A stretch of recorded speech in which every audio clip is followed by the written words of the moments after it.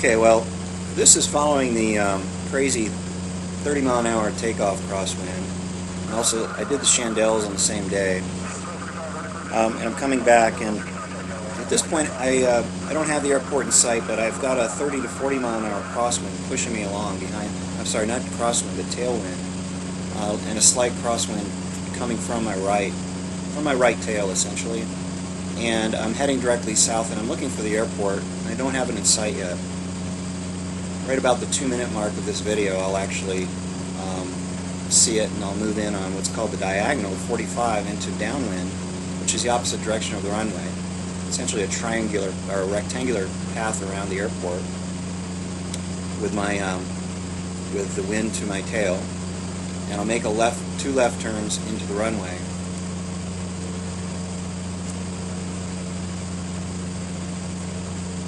So I'm just northwest of Oklahoma City, about 20 miles, landing at Sundance Airport. And again, it's extremely windy and nobody's flying. Well, I guess I'm not nobody. At this point, I reached over and I turned on my landing lights. It's getting hazy, getting dark.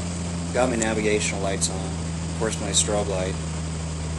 Now I see the airport, so I pulled the power to begin a descent. You can see the attitude of the nose is lowered.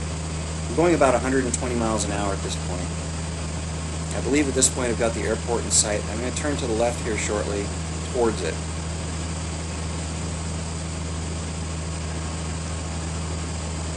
Of course, I'm looking for traffic on the runway, see if anybody's taking off or in the pattern and hasn't called out their position.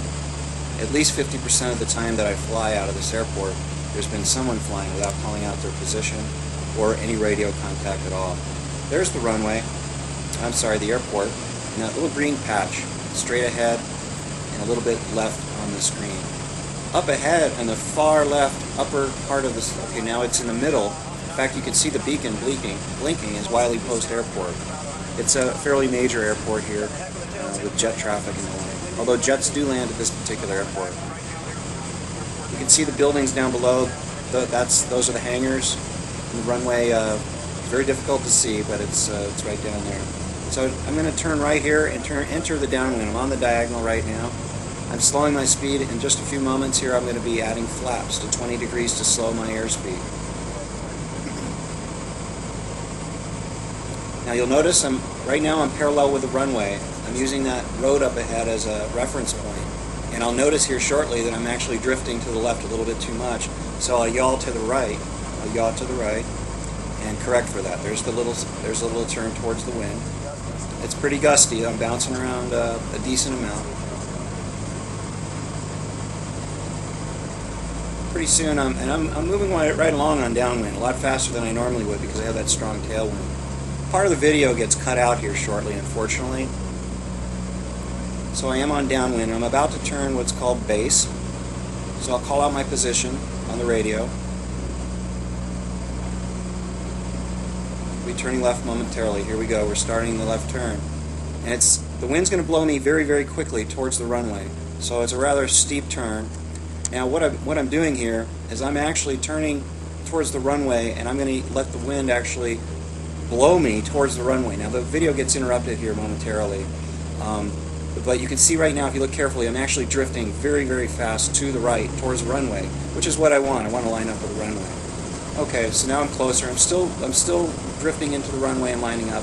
Now, notice how far left to the nose. My camera's pointing straight ahead. That nose is pointed about 20 degrees to the left, just to stay right, parallel with the runway. I'm going to go in here.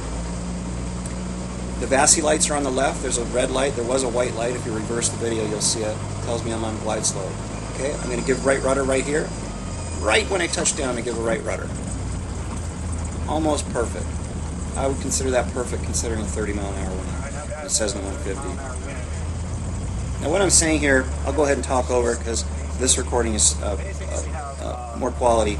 I'm taxiing right now, and my airspeed indicator is indicating a little over 40 miles an hour. But my ground speed is about 15 miles an hour. So essentially, if I remove the ailerons or the elevator, it would respond just based on the wind itself, not the aircraft moving through the air due to the thrust from the engine. Look off to the right here. You'll see the windsock. there's only one windsock on this field, and it's blowing. It's pretty much straight up and down, or bobbing a lot, which means it's gusty. It's, and it's definitely a left crosswind. I'm going to taxi off here shortly and call it a day, but I'm still flying the plane while I'm taxiing. I'm very, very cautious in this wind, even while I'm on the ground. Essentially, again, I'm aerodynamic and flying the plane while I taxi, as I call it at night. And it was a great flight. Great experience. I'm not a fair weather flyer.